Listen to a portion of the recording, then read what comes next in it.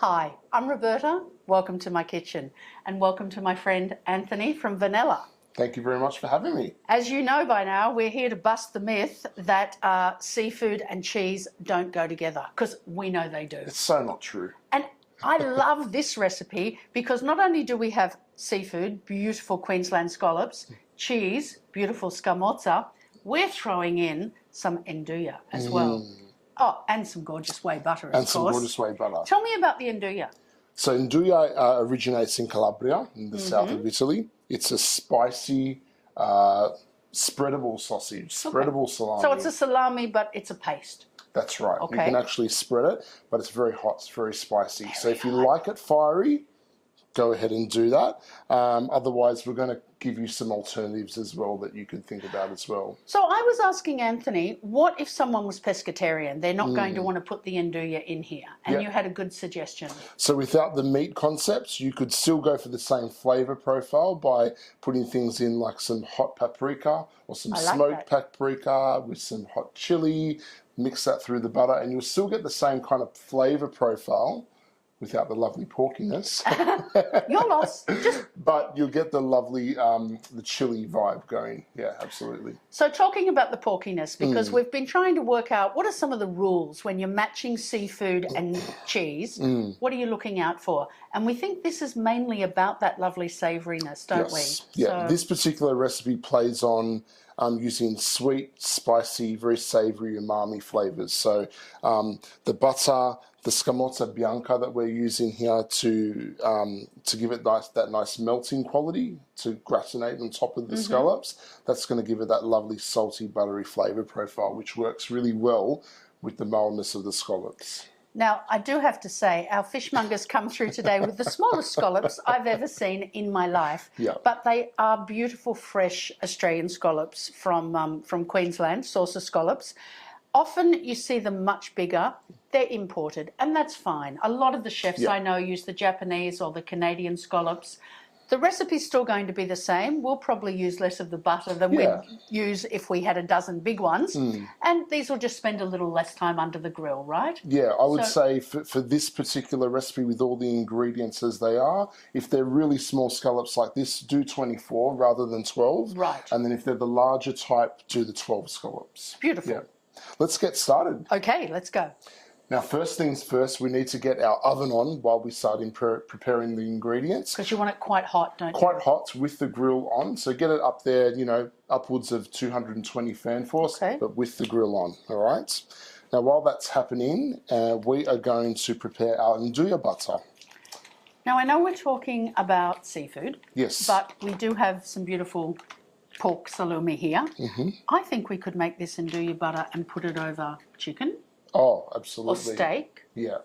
Or just toss it through pasta. Yes, you could do that as well. Okay. Yeah. Some beautiful roasted spatchcock would be beautiful. You know, butterflied open. Even some quail. Yum. Yum. Okay, so recipe within a recipe. Yeah. Once you've got the idea of this Nduja butter, go crazy. Yeah, absolutely. But remember how spicy it is, and maybe taste it and work out how much you want to use. Yeah. Because there are a few things I know that are as spicy as Nduja. Yes. All right. Now I'm going to use 100 grams of Nduja with 100 grams of butter. So like for like quantities. You may want to use less. I'd be very surprised if you want to use more. Yeah. Or you might use that quantity and just put less of the butter on, right? Yeah. All right. And we're simply going to press this in and combine it together. It really helps if you're using room temperature butter. Absolutely.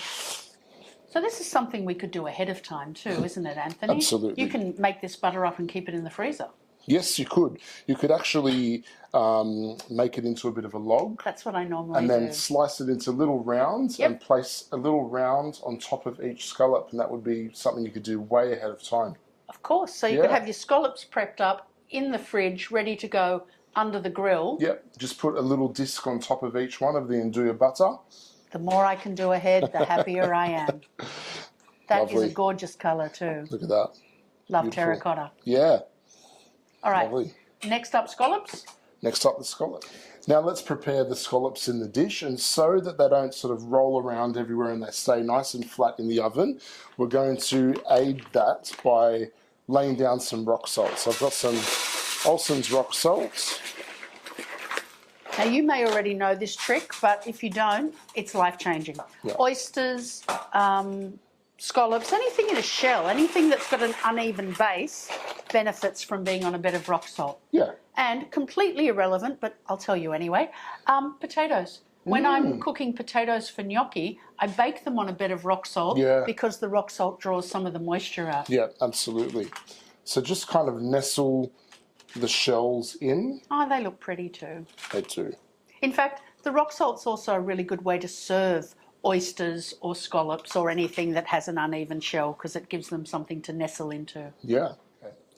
Okay, now let's assemble the scallops ready for the oven. So we just need to take a spoon and we're going to put an even amount over each beautiful scallop. Look at that. Oh, yum. I think the salt's going to help the clean up too because that butter's going to go everywhere. Yeah, and the fat from the Nduja. Of But course. that's what makes it taste so good. I know, but you can make the pescatarian version if you want to. You can, yes. But you'll be sorry if you do. So a nice coarse grater for this one. Yes, absolutely. Grate some on top of each scallop. Beautiful. Oh, this is such a lovely messy dish. I do love a messy dish. And so that cheese is not just on top of the Nduja, but it's on the shell as well. So it's going to be nice and crispy. Nice and crispy. Yum. It's going to brown up beautifully. All and right. I've just got some fine breadcrumbs, dry breadcrumbs. Excellent. I'm going to put a good pinch on top of each one, and that's going to also get very nice and crispy. Yum. And the fat from the butter and from the Nduja is going to help that crisp up. Yeah. Could you do it up to this stage and then leave it in the fridge? Yeah, you could. Would you put the breadcrumbs on? They're going to be okay, aren't they? You could if you were cooking it that day. Yeah, absolutely. Yeah, absolutely. You could So you could prep it up an hour or so beforehand. Yeah. We love that. Yeah, absolutely. Lovely. All right. Okay, under the grill. Under the grill. Remember, your oven's on. It's come up to about 220. Your overhead grill's on. We're going to flash it under.